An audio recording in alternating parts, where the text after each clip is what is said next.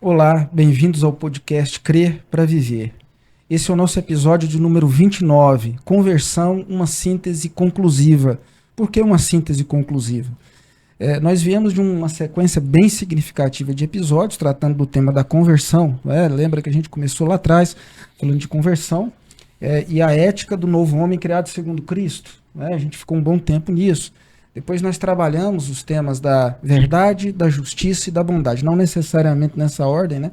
Acho que o tema da verdade ficou por último. Não ficou, foi justiça.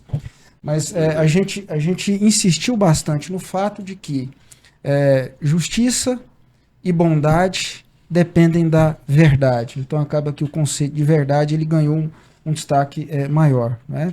Então, só lembrando uma noção fundamental antes da gente começar a nossa conversa. A gente está tratando da conversão em um sentido específico, né? No sentido cristão. Então, da maneira como ele é tratado no Novo Testamento. Apesar de ter sido feita uma passagem histórica, em certo sentido, mas em certo sentido também é teológica, não é? Do conceito de conversão no Antigo Testamento, nos seus vários momentos ali da história, do que acontece no Antigo Testamento e também no Novo Testamento, começando João Batista, passando pelo o próprio Jesus, né, como ele trata da questão, e depois como o apóstolo Paulo interpreta o modelo do que está sendo tratado, né, de conversão, sentido do conceito, o que isso significa.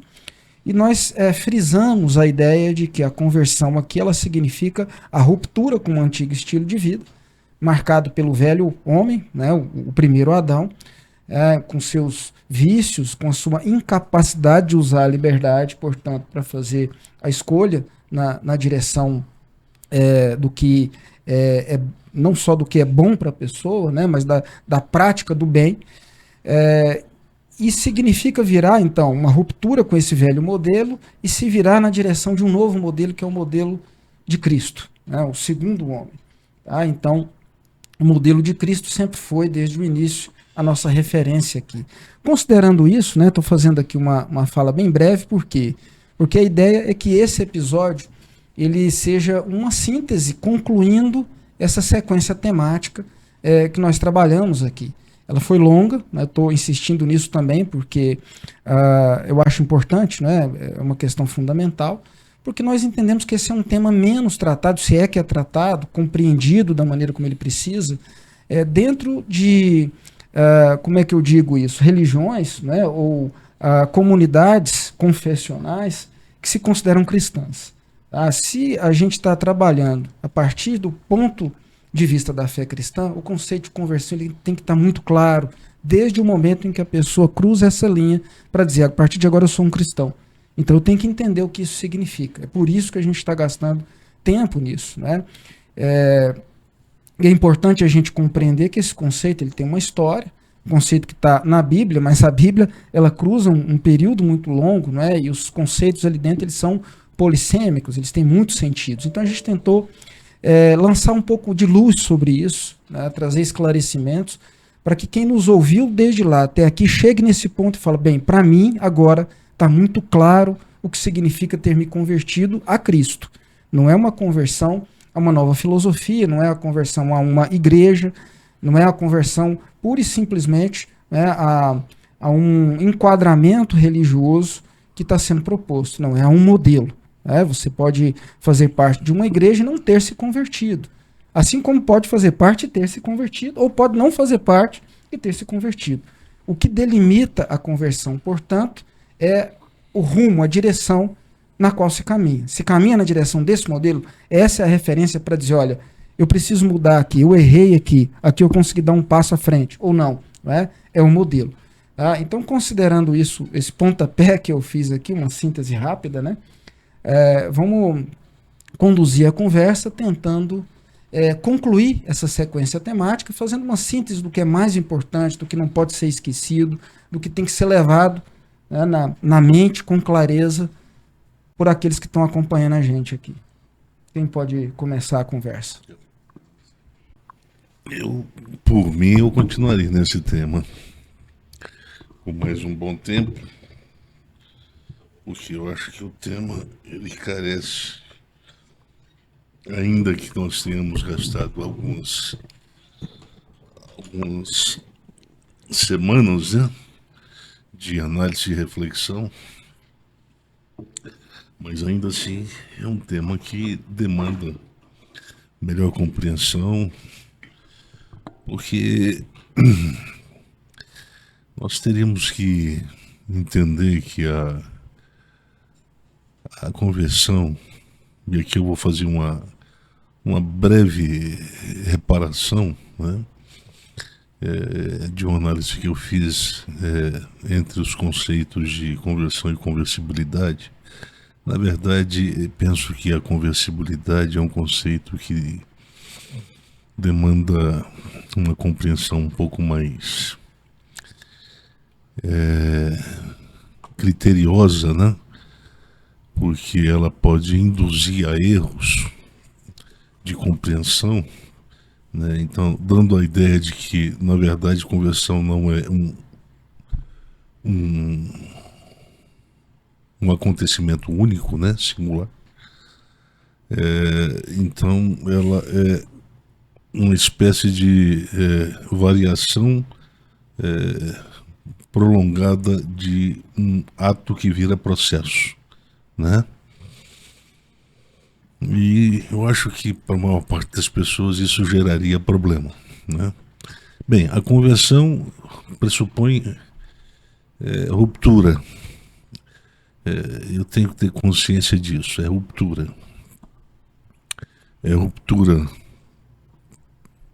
num certo sentido, é ruptura com um modo de vida, um estilo de vida, com um compromisso valorativo que representa esse modo de vida anterior ao ato e ao fato da conversão, né, quando ela acontece. Pois bem, então, se de fato a conversão implica primeiramente uma ruptura, então eu tenho que ter consciência da natureza dessa conversão. Eu estou rompendo com o quê? Né? É uma expressão, né, que se usava muito, apostasia. Apostasia foi traduzido por um sociólogo da religião brasileira, que até morreu há pouco tempo não, já tem algum tempo, desenraizamento, né? Então é mais ou menos isso. Quando você tira uma planta com raiz, ela praticamente morre, né? Ela não tem como sobreviver. Então é isso que acontece. Estávamos mortos, né? E ele nos deu vida, diz o apóstolo Paulo. Então desenraizar significa nos tirar de um solo e nos plantar em outro solo, né? Pressupõe isso. Então, a nova vida, o novo homem, né? O Caine Antropon, é um retrato simbólico, figurativo, de um estilo de vida que começa a partir dessa ruptura, né? A ruptura com o antigo modelo, o antigo sistema de valor. Quer dizer, nós temos aí uma capacidade de fazer uma análise muito mais ampla do que a gente fez até agora. Só que a gente tem que ter consciência também de que às vezes é cansativo e a pessoa pode até ter dificuldade em acompanhar a gente nessa reflexão e análise, né? Pois bem, então, se é ruptura, eu também tenho que interpretar o conceito de metanoia primariamente no sentido de arrependimento, né? E esse arrependimento não é sentimental. Não é sentimental. É um arrependimento que pressupõe uma ação racionalmente bem planejada, né? Em termos de desligamento. Eu tenho consciência exatamente dos valores com os quais eu tinha compromisso e a partir dos quais eu me orientava na vida, né?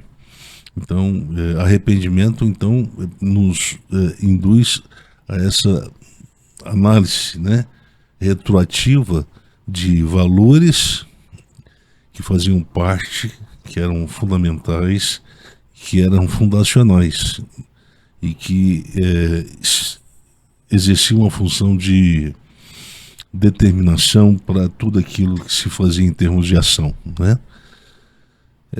Eu não tenho mais relação, porque eu fui desenraizado com a transformação produzida pela conversão. Então, eu já não pertenço mais ao primeiro mundo, o mundo que se corrompe segundo as concupiscências, diz o apóstolo Paulo, do velho homem, né? Então, se houve essa ruptura, eu tenho que ter consciência agora que os valores e as crenças que pertenciam a esse antigo mundo, a esse antigo homem, não podem ser transportadas para a nova vida, um novo estilo de vida, para um novo homem criado segundo Deus. Então, esse novo homem agora ele vai ser orientado também, da mesma forma que o segundo, que o primeiro, melhor dizendo, por valores e por crenças que são fundamentais e que são fundacionais também.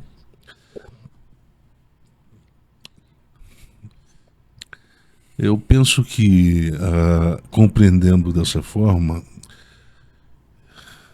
a conversão se torna um olhar prospectivo, né? Um olhar prospectivo para uma vida que se otimiza em termos de futuro.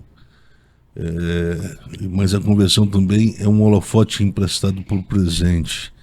Quando o presente está praticamente paralisado, ele acaba sendo refuturizado, ele acaba ganhando um tratamento especial por parte dessa ação da providência que destrava tudo aquilo que bloqueava, tudo aquilo que paralisava o homem, o primeiro homem, e que lança, portanto, o seu olhar de um presente atrofiado, um presente que paralisa, para um futuro como promessa. Então esse novo homem agora ele tem um olhar, ele tem um alvo para atingir. Ele tem baseado numa promessa, né? A promessa de ressurreição, a ressurreição do corpo. Então agora, baseado nessa promessa que se torna alvo da esperança, que ganha sentido escatológico, eu agora devo viver a vida como um homem, um novo homem segundo a criação de Deus em Cristo Jesus, né? Então seria mais ou menos isso. Acho que uma síntese que eu estou fazendo aqui só para dar uma noção geral do que é a conversão, né?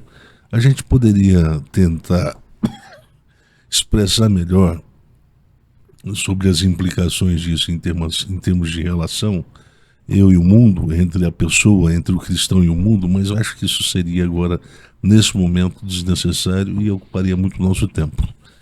Então, eu queria, nesse momento, tentar entender aqui, juntamente com o professor Cláudio e com o professor Timóteo, o que em termos de senso comum, senso da fé, se compreende até nos dias de hoje, né? Porque nós temos agora uma quarta geração, né? Em termos de movimentos eclesiológicos, né? Nós tivemos um pentecostalismo incipiente no início do século passado, nós tivemos uma segunda onda, no qual nasce igrejas e movimentos como Deus é Amor, Brasil para Cristo, etc. Nós temos um terceiro movimento, uma terceira onda, que está basicamente relacionado, associado ao surgimento das comunidades neopentecostais, né? Portanto, nós temos um amplo espectro a partir do qual essas novas comunidades nascem, que é situado mais ou menos na década de 70 para frente. Surge a Universal do Reino de Deus, surge a Sara Nossa Terra, e aí vai. vão aparecendo comunidades que representam esse novo movimento. Existe uma quarta geração que agora é a geração pós-neopentecostal, né? Então é uma geração que eu não sei exatamente o que eles entendem como conversão, mas em duas comunidades que eu fui, me parece que eles entendem que conversão incide com o rito batismal. Quer dizer, existem alguns autores do Novo Testamento, intérpretes do Novo Testamento, que fizeram também essa interpretação. Só que o olhar exegético mais criterioso nos dá uma clara compreensão de que o ritual formal, litúrgico, ele nada mais é do que a formalização de um processo, ou de um processo que ocorreu, que é a transformação, a metanoia, a mudança de vida, né? Então, quando eu estou em comunidade, quando eu celebro a minha fé em comunidade, eu comunico as minhas crenças de maneira ritualística. E de que forma que o novo nascido comunica a sua conversão a Cristo? Ele comunica através do rito batismal. Então ele vai lá e representa isso de forma simbólica. Imersão, um batismo compreendido da forma imersionista, né? Ele é sepultado e ele é ressuscitado em Cristo para uma nova vida. Então, é assim que o apóstolo Paulo nos coloca em um dos seus textos que ele trata desse tema, né, em Romanos. Pois bem, então, falando nisso, né, sobre esse tema, eu acho que nós ficamos com uma dificuldade, talvez, de compreender a diferença entre o conceito de metanoia e o conceito de palingenesia, né? Foi isso? Então, eu dei um significado, porque palingenesia é o seguinte, eu vou explicar a dificuldade que existe. Nós temos uma expressão, por exemplo, uma expressão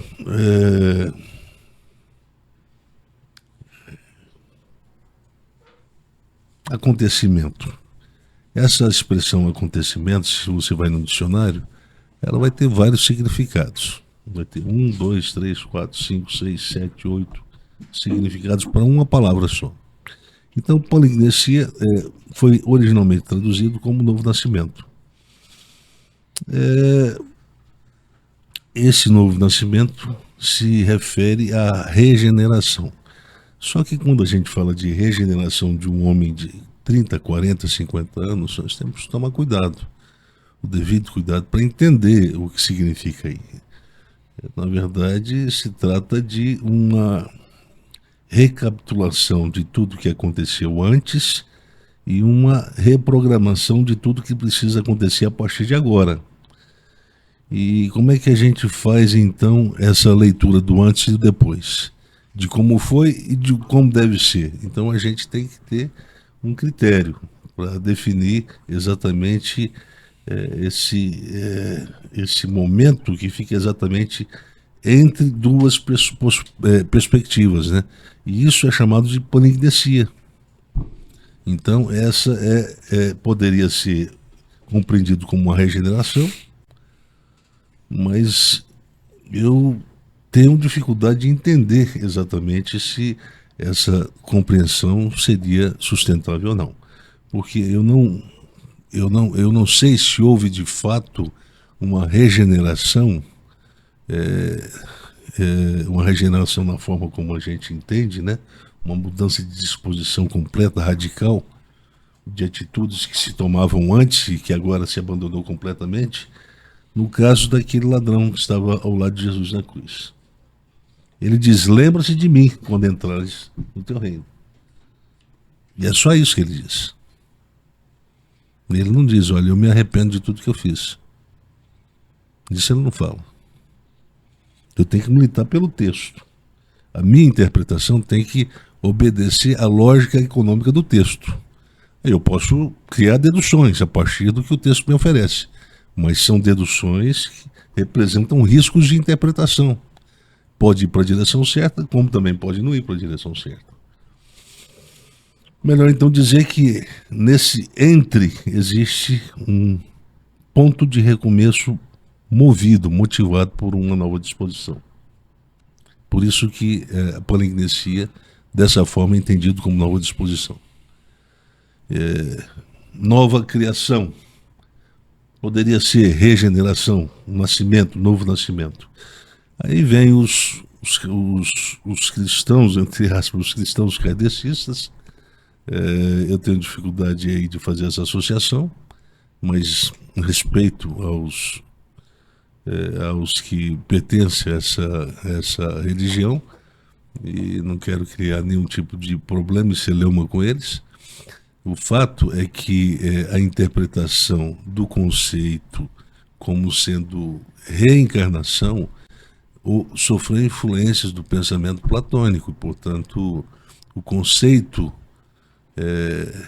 ele não é um conceito que não teve essa determinação, essa fonte filosófica por trás, dando um amparo semântico para a interpretação do fenômeno, né? Lembra daquela compreensão de várias vidas e várias idas e várias vindas do mundo das ideias? Quer dizer, então isso aí é o eterno retorno, né? Então são conceitos que foram lidos, eram perfeitamente conhecidos pelo Kardec e que tiveram presente no momento que ele foi interpretar o conceito novo nascimento. Ele inclusive usa a expressão que está lá no grego, né? Nascer do alto. Primeiro diz nascer do alto, mas depois diz nascer do espírito. Só que a expressão nascer no espírito ali, no grego, é difícil de ser interpretada. Existem duas possibilidades, do Espírito de Deus e no Espírito, na consciência. Na consciência se nasce de novo, se ganha uma nova disposição, se regenera, começa de novo. Inocência. Se restaura a inocência, ou pelo menos parcialmente a inocência, para um novo começo. Então nós temos essas possibilidades, e são possibilidades de compreensão antropológica no Novo Testamento, que devem ser consideradas como aquelas que coincidem exatamente com o fenômeno da metanoia, né? Quando a gente fala de metanoia, palingenesia, nós estamos falando de conceitos que mantêm uma convergência semântica. Mais do que isso, eles são sinérgicos, eles mantêm uma sinergia semântica, a partir da qual o sentido de cada conceito acaba reforçando acaba reforçando o de outro, né? Então, quando se fala de convertido, se fala de uma pessoa que agora tem uma nova disposição para se viver segundo a vontade de Deus em Cristo Jesus. Isso seria a síntese, né? Teria alguma pergunta, professor Cláudio, fazer? Não, pergunta não, mas retomando talvez um ponto muito importante do conjunto da análise. No início você fez o alerta de que conversão não significa adentrar o espaço religioso, o espaço eclesiástico, não é? Por que não? Porque depois dessa relação geracional entre globalização e religião, nós abordamos aqui essa fronteira entre o mundo religioso e o mundo da sociedade em geral. Ela é uma fronteira que não existe mais. Então, os mesmos valores que são consumidos fora são consumidos dentro do espaço religioso, não é? Isso ficou muito bem marcado no momento da emergência do neopentecostalismo. Então, lembrando que existe essa distinção entre o que se chama conversão no nosso cenário contemporâneo, não é? O convertido é aquele que adentrou o espaço eclesiástico, o espaço religioso. Por que que essa conceituação é problemática? Porque não existe ruptura, não é? Não existe ruptura com um modo de vida em direção a outro modo de vida, a outros valores. Os valores que vigem fora da igreja são os mesmos que vigem dentro da igreja, não é? Boa colocação. Alguma? Quando a gente fala de valores, às vezes não fica tão claro. A gente está falando o seguinte, se eu entendi bem, né? Se não me corrijam, por favor. Fora da igreja, o que é valor para o mundo atual? Eu vivo para mim mesmo. Tudo que eu faço visa obter para mim o que eu desejo para mim. Então, meu estilo de vida é marcado em uma vida em que, se eu olho para o outro um pouquinho, eu já acho que já fiz muito, né? Então, esse olhar para si mesmo. E o valor do reino de Deus é o contrário desse. Eu venho depois, né? Primeiro vem a necessidade do outro. Tem a ver mais com isso, talvez, do que com... Muita gente, quando a gente fala isso, pensa mais assim, não, o cara escutava determinado tipo de música, não escuta mais. O cara tinha determinados hábitos, ele não tem mais. E fica isso muito mais no nível de uma etiqueta do que de uma vida orientada por o contraste do valor antes e depois. Né? Estilo de vida. Bem, quando se fala de valor, se fala de alguma coisa de calços que são colocados para segurar. É como se fosse uma construção, né? Nós temos as vigas e a partir da colocação dessas vigas é que nós vamos levantar as paredes, né? Porque essas vigas de concreto é que vão dar sustentação. Então os valores seria aquilo que a gente coloca como base, como fundamento da própria vida de fé em Cristo Jesus, né? É assim que o apóstolo Paulo compreende. E quando ele fala de uma coisa, ele diz, olha, que Cristo morreu e ressuscitou para que aqueles que nele está não vivam mais para si, mas para aquele que fez isso por eles, que morreu e ressuscitou. Então, mais adiante um pouquinho, ele fala assim, olha, porque aquelas coisas que pertencem ao velho homem, elas se passaram, já não há mais memória delas, eis que tudo se fez novo. E se fala aí, então, dando a ideia de que o Paulo está querendo apontar que agora essa vida que é para Cristo é uma vida que é marcada pelo valor da vocação diaconal, da abertura, do serviço. Mas é um serviço prestado a Cristo. Diretamente não. Porque Cristo não está aqui. Ele está, a presença dele é uma presença mística. Não é uma presença literal. Quem gozou da presença literal foram os primeiros apóstolos, os 12 apóstolos. Esses desfrutaram da presença literal. Nós não. Nós desfrutamos de uma presença mística, sustentado pela própria fé.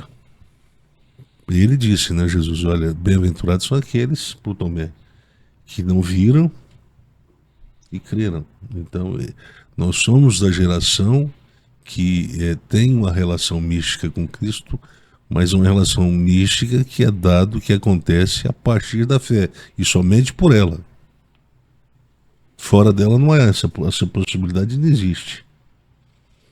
Então, essa experiência mística, o eu místico, o eu com Cristo, significa o eu com Cristo a partir de uma convicção de fé, de um movimento da fé, de uma sustentação da própria fé. Então, eu não chegaria a esse nível de compreensão se a fé não fosse colocada como base, né? Pois bem, então, valor, o que significa valor? Valor significa modificar a predisposição que predisposição o antigo homem tem, do ponto de vista da forma de vida? Qual é a predisposição prevalecente que ele tem, que ele apresenta? Viver de forma mais egoística, viver de forma mais autorreferente, viver de forma mais narcisista, né? Então, uma vida mais voltada para o si mesmo, vamos usar esse termo aí. Já o segundo homem, o valor não é ficar autocentrado, o valor é heterocentralidade, é sair de si para o outro, é projetar a prioridade da vida não baseado no que eu preciso, mas do que os outros precisam, dos que os outros representam exatamente aqueles que estão fora de mim, que pertencem a uma esfera que ultrapassa os limites da minha própria existência e das minhas próprias necessidades. Então, isso agora é o valor. Essa é a mudança básica, segundo o apóstolo Paulo. Bem, ele morreu e ressuscitou para essa finalidade. Qual a finalidade? Para que você agora não viva mais para você, para que você viva para ele. Mas como é que isso acontece? De forma direta eu posso servir ele? Não.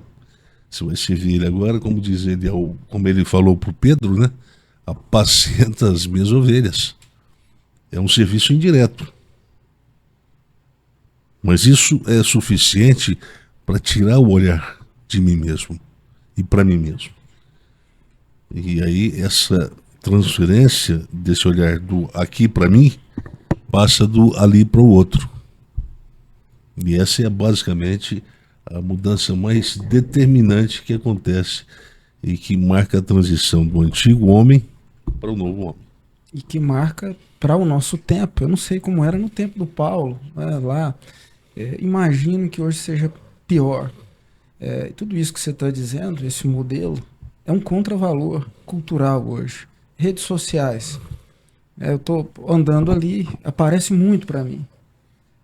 A imagem de alguém, né, uma pessoa, normalmente uma pessoa jovem, mas começou a aparecer pessoas de meia idade também, assim, dizendo algo do tipo assim, agora eu vou cuidar de mim, agora eu preciso pensar mais em mim, agora eu preciso pensar mais em cuidar de mim, né?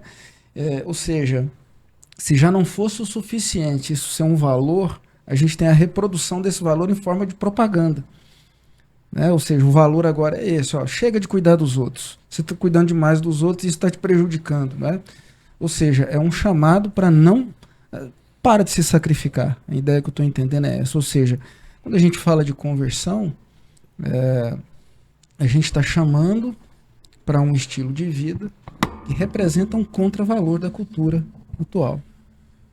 Pois bem, então, a grandeza do conceito de metanoia, como conceito que dá início, ponto de partida, essa experiência de vida na fé, é que ele significa que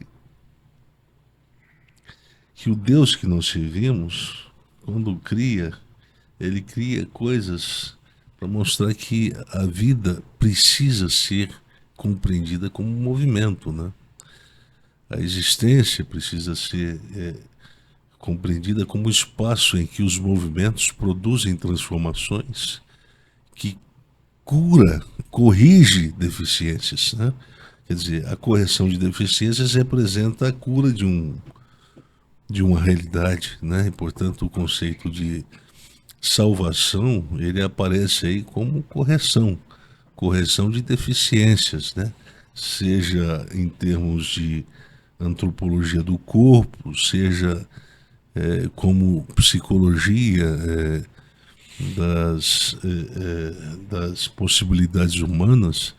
Quer dizer, nós temos um ser humano que agora em Cristo ele tem possibilidade de projetar expectativas para além do agora.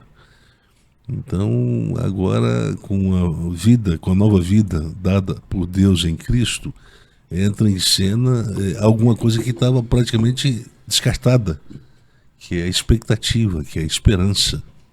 Né? E, portanto, a esperança e a expectativa se torna potencialmente um componente terapêutico de reorganização da própria vida, é a organização do tempo presente em direção ao futuro. Então existe a promessa de mudança, a promessa que representa, se a mudança ela pode acontecer, ela tem que partir de um ponto e tem que seguir uma sequência que pressupõe mobilidade, né? Mobilidade, quer dizer, a conversão ela é o início de um processo de mudanças, de mobilidades, que tem um fim, tem um objetivo a ser atingido. Nesse caso, nós temos o espectro da salvação sendo comunicado em língua antropológica simples. A salvação, ela começa com uma cura, ou ela deve ser entendida como uma cura. O princípio da conversão é um princípio de cura para a vida humana. Por quê? Porque existe a possibilidade de haver mudança no quadro de valores de uma pessoa que estava praticamente anestesiada na vida e que agora consegue perceber a beleza.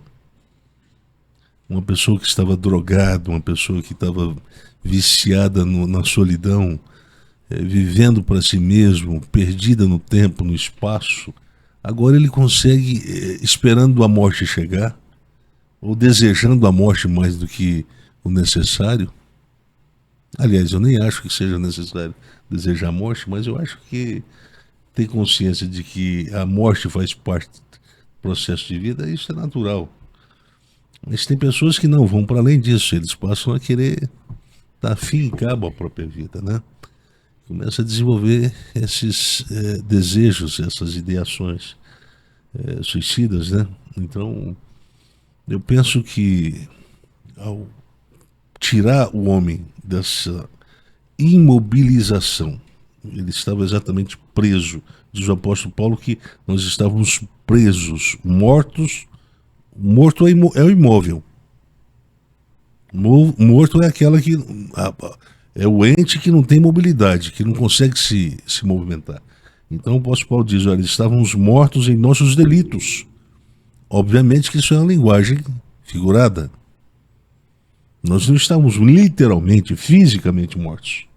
Mas havia um efeito do pecado sobre a psicologia humana que não permitia ela projetar o futuro por causa da ausência de mobilidade.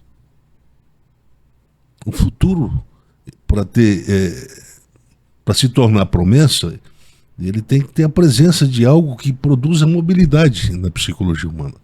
Desejo de mudar. E o que é isso?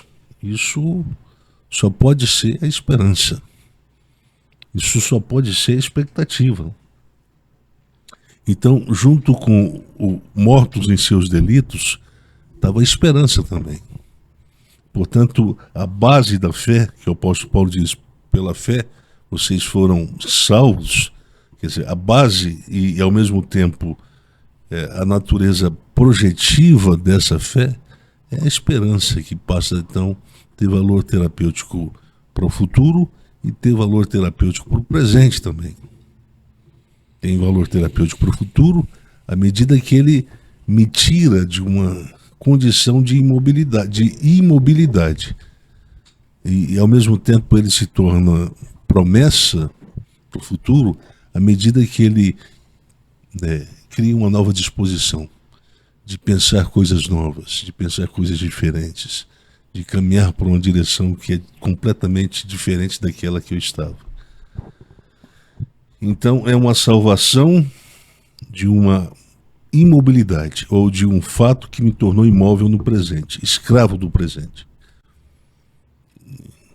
Incapaz de olhar para além do agora, olhar para um futuro ou para um tempo depois do agora.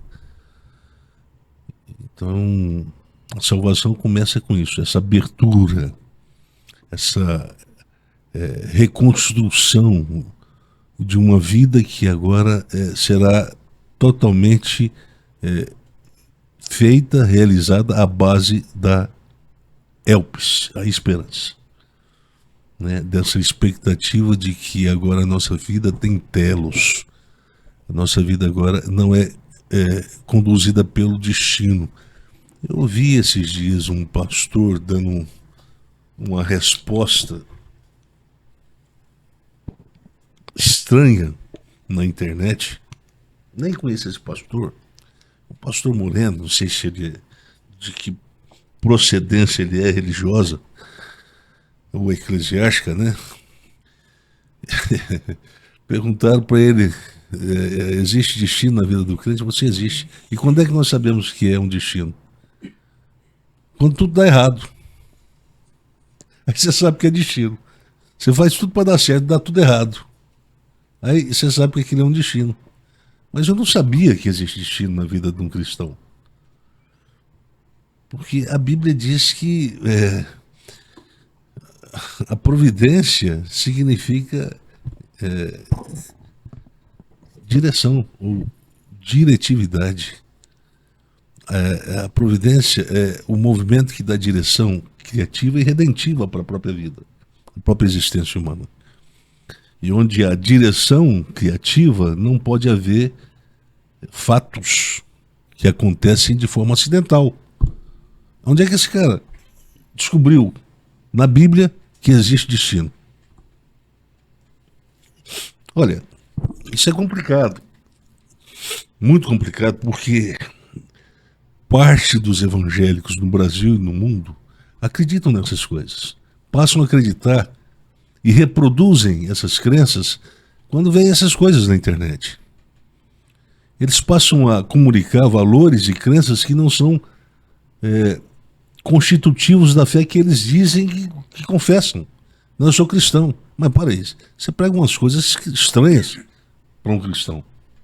Acreditar no destino? O Jesus estava destinado para morrer. E o que significa destino? Você já fez uma pesquisa do conceito? Quando é que ele começou a ser usado? Tem que haver uma curiosidade por parte das pessoas em relação a essas questões, porque o mau uso da linguagem, dos conceitos, isso pode comprometer a própria vitalidade da fé de uma pessoa.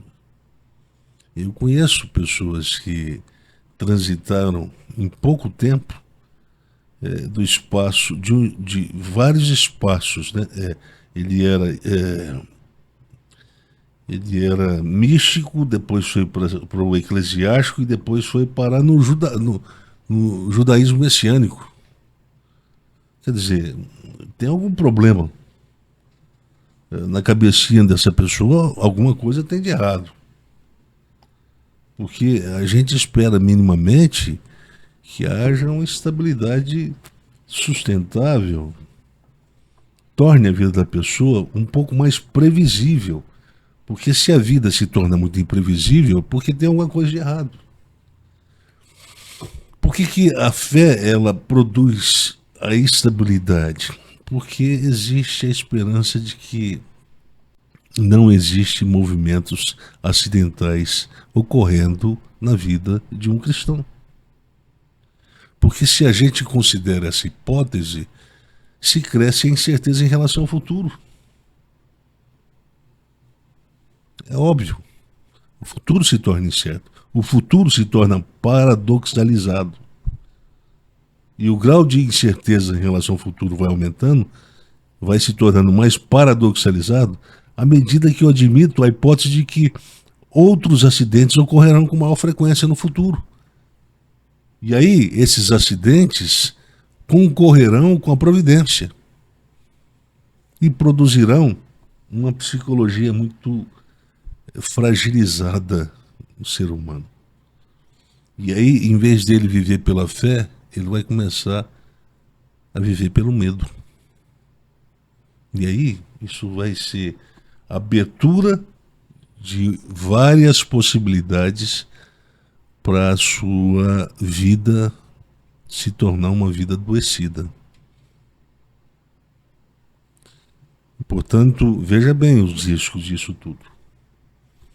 Uma pessoa dessa, não sei se poderia ser compreendida como uma pessoa que passou pela experiência do novo nascimento.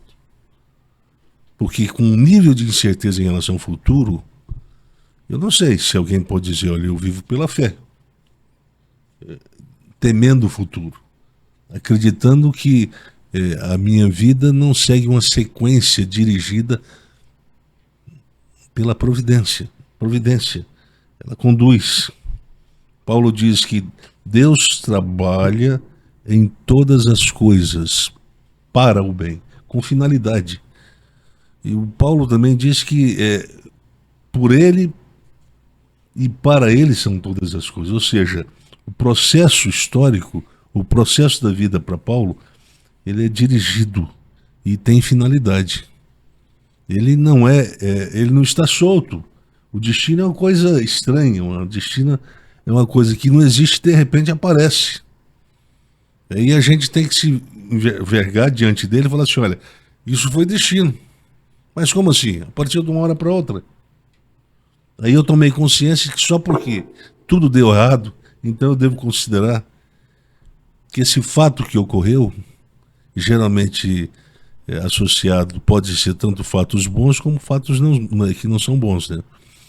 Mas está ligado a um destino. Está ligado a um destino. Isso é complicado. Voltando um pouquinho à questão que eu falei agora há pouco, de que a esperança ela abre um leque de possibilidades terapêuticas, significa que a minha vida adoecida agora ela se torna factível, ela se torna sucessível a sofrer vários impactos do processo terapêutico da salvação. E aí a possibilidade de que a conversão seja um pontapé inicial para o início de um processo de cura, finalmente aparece como uma possibilidade, uma realidade, ao alcance daquele que agora, por fé, vive com esperança. Eu fiquei pensando aqui numa analogia para ver se eu estou entendendo bem. Eu vou tentar representar alguém que está assistindo a gente, que talvez está se perguntando a mesma coisa, né? Vocês se lembram que em 2021 eu tive uma doença grave? Lembram disso? Fiquei quase 30 dias em casa, né? Em período de aproximadamente 20 dias, eu me lembro que eu perdi 15 quilos. A maior parte disso é massa muscular, né? Então, no final desses 15 dias, eu estava me olhando no espelho assim, estava vendo outra pessoa, né? Lembra que eu falei que eu me senti igual o Capitão América antes de tomar o soro, né? Quando eu olhei para aquela cena no espelho. E aí eu me lembro que numa conversa com o médico que estava me tratando, eu me lembro exatamente do dia, em 2021, até dei uma olhada aqui para lembrar o dia que ele estava me acompanhando pela internet, o médico um primo meu, na minha família, mora em outra cidade, e eu lembro do dia que ele disse assim, pronto, terminou. Ele está dizendo mais ou menos o seguinte, a cura aconteceu, o processo terminou, agora é reabilitação.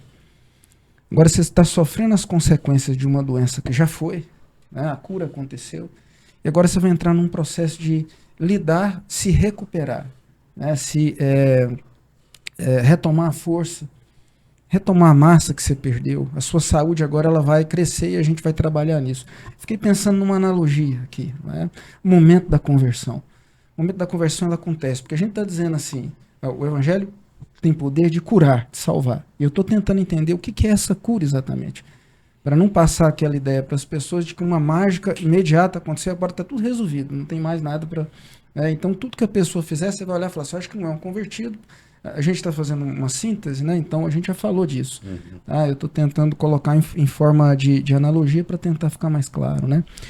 Mas não, então acontece. Você era incapaz de fazer escolhas para o bem. Agora você é capaz. Só que agora você inicia um processo que você vai se recuperar do estrago que essa doença fez na sua existência. E esse é um processo para a vida, que caminha para um fim lá na frente, mas que começa agora. Ou seja, eu lembro a primeira vez que eu ouvi isso, uma reflexão sua, né? A salvação começa agora, ela se completa depois. Mas a gente não tem que ficar... O ser salvo não é só depois que eu morro, depois dessa história aqui. Ela começa aqui. Quer falar alguma coisa? Por enquanto, não. Bem, eu acho que cura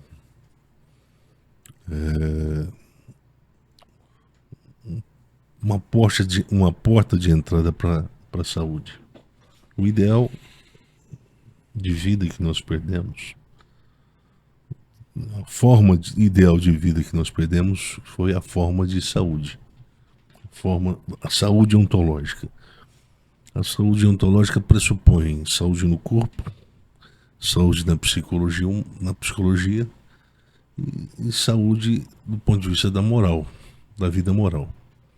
Então, a soma de tudo isso significa que eu tenho saúde para viver de modo, eu diria,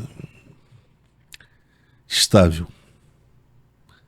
Uma pessoa doente, ela não vive de forma estável. Ela não vive consciente, ela não vive com tranquilidade, ela não tem paz, ela é, via de regra, tomada por perturbações. Uma pessoa doente da alma é uma pessoa instável, é uma pessoa que não pensa no tempo depois do presente. O presente é desfuturizado para essa pessoa. Portanto, sem esse olhar projetivo do agora para o depois, ela acaba sentenciando a sua própria vida a um processo patológico. A um processo não.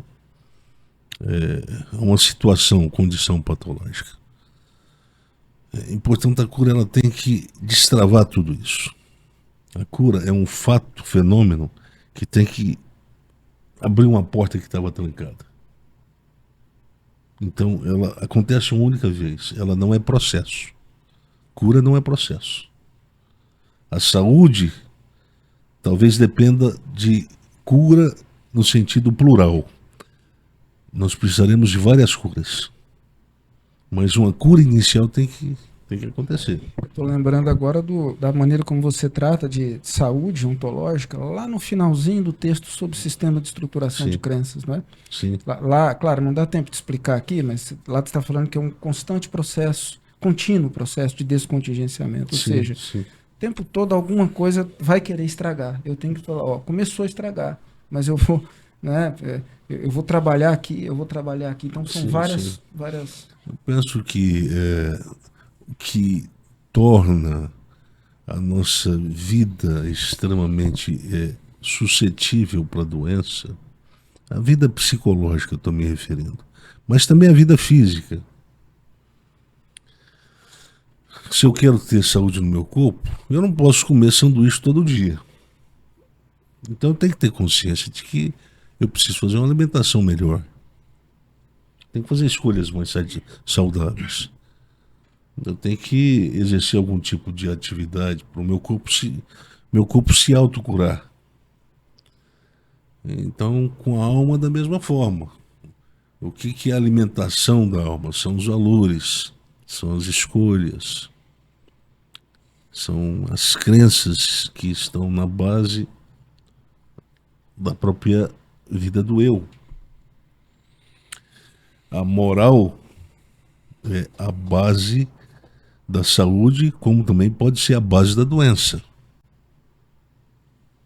Pode ser o princípio da doença e pode se tornar também condição para se ter saúde.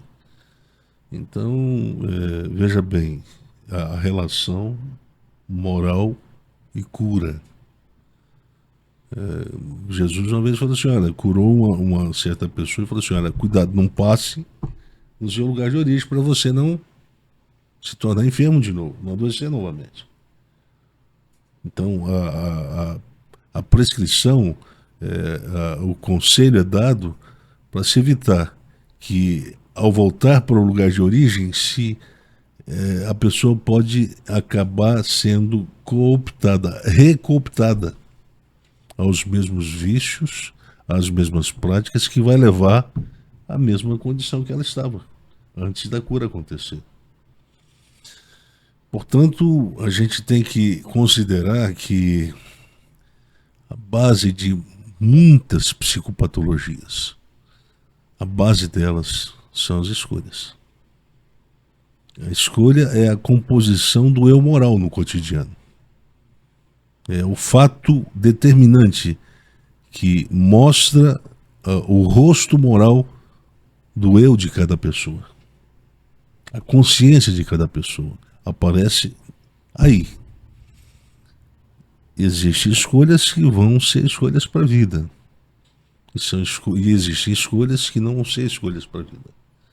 Existem escolhas que vão me empurrar para a direção da saúde, da cura. E existem escolhas que vão me empurrar para a direção da doença, da morte. Então, eu estou dizendo isso porque quem está nos assistindo tem que tomar consciência de que a vida precisa obedecer, a vida na fé precisa obedecer certos critérios éticos. Por isso que o apóstolo Paulo diz, eu já falei isso não sei quantas vezes, reiteradas vezes aqui no nosso podcast, em vários outros podcasts. Paulo diz, portanto,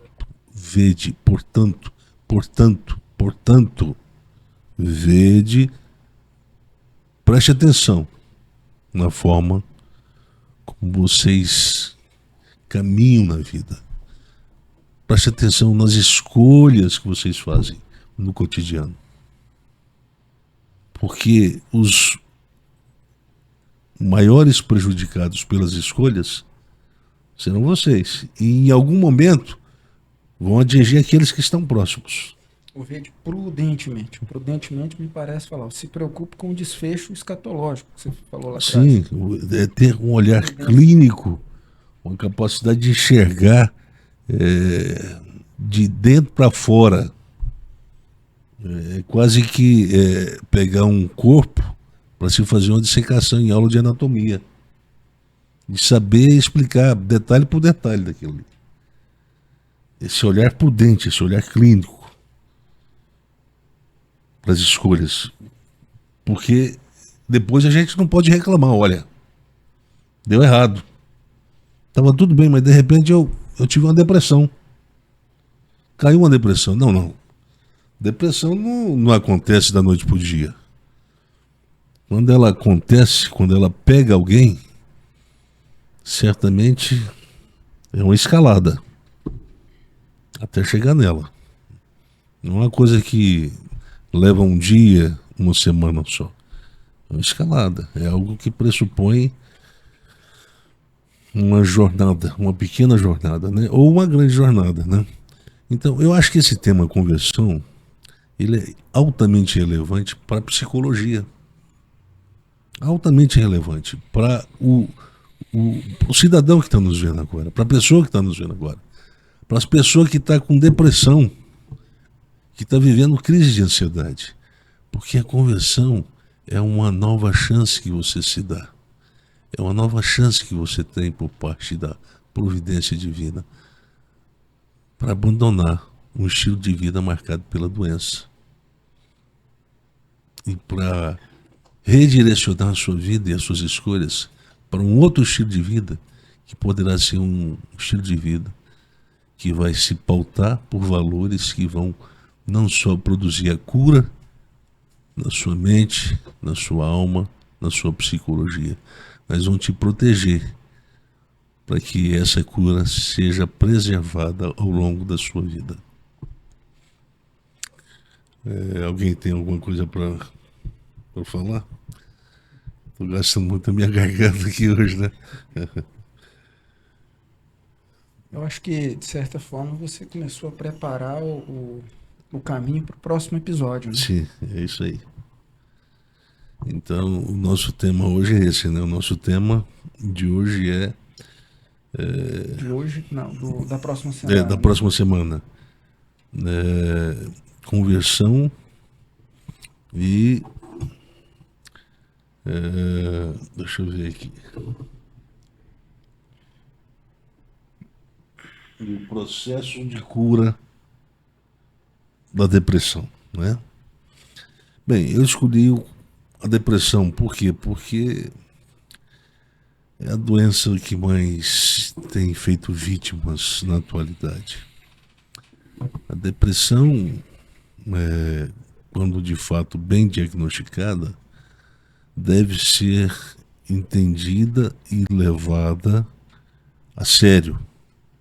Não se pode brincar com a depressão.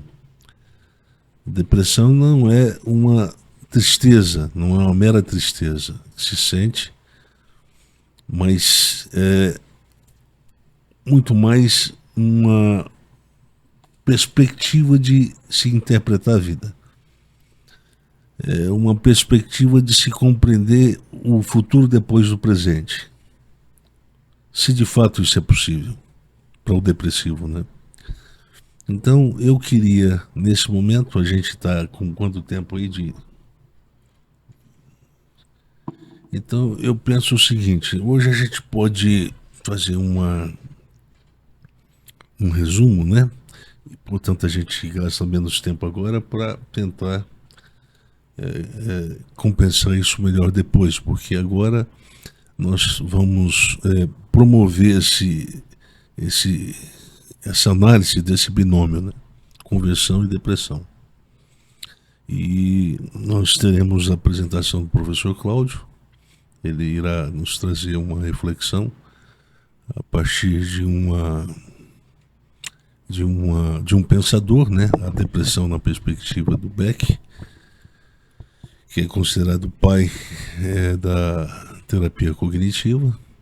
E depois depois nós teremos algumas perguntas que serão feitas para dar o desfecho, né, para essa análise a priori que será feita pelo professor Cláudio, para a gente então ter uma clara noção sobre como esse tema, esses dois podcasts, eles vão, na verdade, oferecer uma resposta da fé cristã àqueles que estão sofrendo da depressão e que pensam que é uma doença que não tem cura, uma doença para a qual a fé cristã não tem um alcance terapêutico.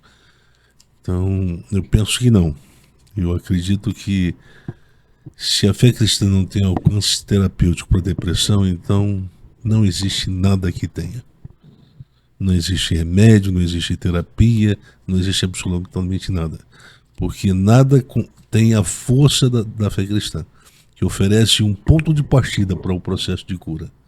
E esse ponto de partida está exatamente na reversão de um tempo que se move para a morte. Né? Se move para a morte. Por isso que é um tempo que aumenta, elastifica o processo da doença, até chegar à morte. Já a conversão, ele corta a linha desse tempo. Corta para ele não ter continuidade, para ele não levar para o destino, entre aspas, né? Para não levar para o ponto em que vai culminar na morte. Ele corta a linha desse tempo e vem com a outra linha, é a linha de reconstrução de um outro tempo que agora está determinado a produzir uma nova perspectiva de vida, baseada no fato e no fenômeno da cura. A cura para a autocompreensão do eu, a cura para a compreensão de mundo que o eu tem, que vai ser reconstruída, e a cura para aquilo que eu considero o ponto de partida para o início de todas as psicopatologias, que é a estrutura de relação, eu-tu. Via de regra, é aí que começa o problema. É quando nesse processo de interação um déficit é plantado por parte de um e que acaba atingindo mortalmente o outro, né? Ou patologicamente o outro. Eu queria então terminar por aqui e quero agradecer a paciência que todos tiveram para nos acompanhar. E eu queria também contar com a sua presença para o nosso próximo podcast. Eu acho que vai ser muito interessante e eu acho que vai ser muito esclarecedor, sobretudo para aqueles que estão vivendo um momento de depressão, né? Então eu passo a palavra para o nosso moderador, se o professor Cláudio não tiver alguma coisa para dizer. Nós começamos a falar sobre o problema da conversão e cura à medida em que, no momento em que eu apresentei o texto Sociedade do Glamour, falamos sobre uma patologia que é a mais significativa nessa sociedade, que é a letofobia. Falamos dela várias vezes, não é? Esse medo que o indivíduo adquire de se apresentar autenticamente numa sociedade em que os padrões de beleza impostos, não é? Exigem do indivíduo um esforço de alteração, de política da mentira para se encaixar a esses padrões. Então essa síndrome aletofóbica, ela encontra um ponto de ruptura em direção à saúde à medida que a fé cristã propõe a vida na verdade ontológica, não é? Por quê? Porque a vida na verdade ontológica é a vida sem medo. A vida sem medo de se apresentar autenticamente, a vida sem medo de automutilação, da alienação do ego, a vida sem medo do outro, não é? Porque se eu não me submeto à exigência de uma demanda de alteração, a presença do outro não se torna uma presença capaz de produzir fobia em mim. Então, em alguns momentos, nós já tocamos esse ponto da relação entre a conversão e a saúde ontológica do ser humano, do convertido, né? Eu estou me lembrando aqui que até o Hulk, né, tinha medo do outro. Tinha. Você lembra aquela corrida que ele dá? Lembro. Correndo o mundo para chegar na namorada depois? Sim.